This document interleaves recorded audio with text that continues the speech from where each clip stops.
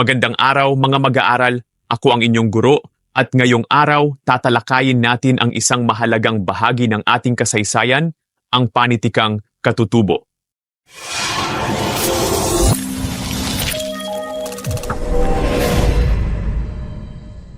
Bago pa man dumating ang mga dayuhan sa ating mga pulo, mayaman na ang ating mga ninuno sa kultura at sining.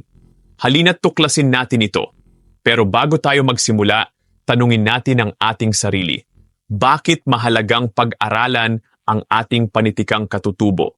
Ang ating layunin ngayong araw ay naiisa-isa ang mahahalagang pangyayari sa panahon ng katutubo kaugnay ng mga tekstong pampanitikan.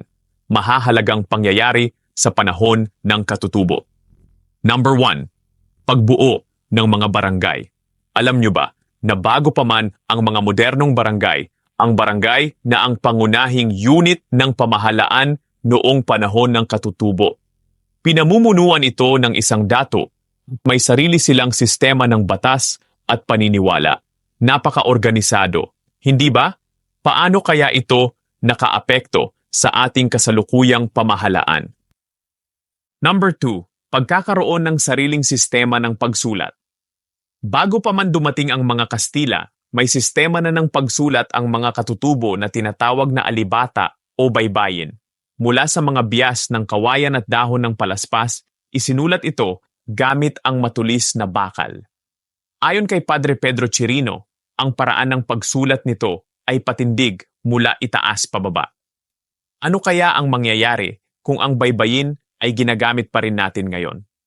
Number 3, pagkakaroon ng mayamang panitikan. Ang ating mga ninuno ay mayaman sa panitikang pasalindila tulad ng mga bulong, bugtong, salawikain at epiko. Ito ay ipinapasa mula sa isang henerasyon patungo sa susunod sa pamamagitan ng pagsasalita. Kaya't ang karunungan ng mga ninuno ay hindi nawala. Paano kaya naiimpluwensyahan ng mga panitikan na ito ang ating modernong panitikan? Number 4. Paniniwala at relihiyon. Ang mga katutubo ay naniniwala sa animismo kung saan sumasamba sila sa mga espiritu ng kalikasan o anito.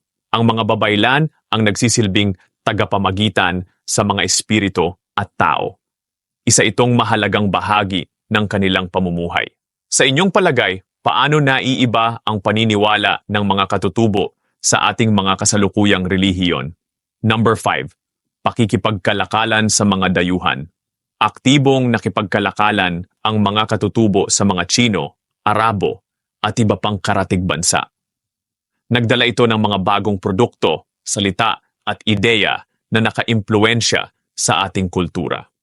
Ano kaya ang mga halimbawa ng impluwensyang ito na makikita pa rin natin ngayon? Number 6. Pagkakaroon ng katutubong wika.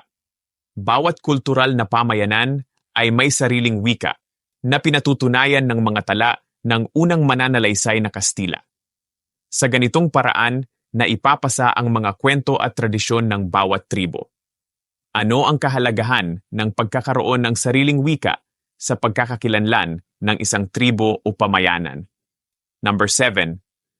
Pagkakaroon ng katutubong sining at ritual. Hindi lang sa panitikan mayaman ang ating mga ninuno, kundi pati na rin sa sining. Ang mga sayaw, awit, at seremonyang panrelihiyon ng mga babaylan ay ilan lamang sa mga ritual na kanilang isinasagawa. Sa anong paraan kaya natin mapapanatili ang mga ritual na ito sa kasalukuyan? Mga uri ng panitikang katutubo. Narito ang ilan sa mga anyo ng panitikang katutubo. Bulong. Mga orasyon o dasal na ginagamit sa panggagamot o pangkulam. Sa tingin ninyo, paano ito nakakaapekto sa ating pananampalataya at tradisyon? Bugtong. Palaisipan na may kasamang tugma. Ginagamit sa libangan. Ano ang paborito ninyong bugtong? Salawikain. Mga kasabihan na nagtuturo ng aral o asal. Anong salawikain ang madalas ninyong naririnig sa inyong tahanan? Awiting bayan? Mga kantang nagpapahayag ng damdamin at paniniwala. Ano ang mensahe ng mga awiting bayan na ito para sa inyo? Epiko, mahahabang tulang pasalaysay tungkol sa kabayanihan. Sino sa tingin ninyo ang pinakakapanapanabik na bayani sa ating mga epiko? Kwentong bayan, mga kwento tungkol sa buhay at pakikipagsapalaran. Aling kwentong bayan ang paborito ninyo at bakit? Alamat. Kwento tungkol sa pinagmulan ng bagay o pangyayari. Paano kaya ang mga alamat ay nagbibigay kahulugan sa mga bagay sa ating paligid? Buod ng mahahalagang katangian, may sariling pamahalaan, barangay, at batas. May sariling sistema ng pagsulat, alibata, baybayin. Mayaman sa panitikang pasalindila, sumasamba sa kalikasan at espiritu. Nakipagkalakalan sa mga dayuhan. May sariling wika at sining. Konklusyon. Ang panahon ng katutubo ay hindi lamang isang bahagi ng ating kasaysayan, kundi isang pagkakakilanlan ng ating pagka-Pilipino. Ang mga panitikan, paniniwala at kaugalian ng mga ninuno ay patuloy na nagbibigay inspirasyon at aral sa atin.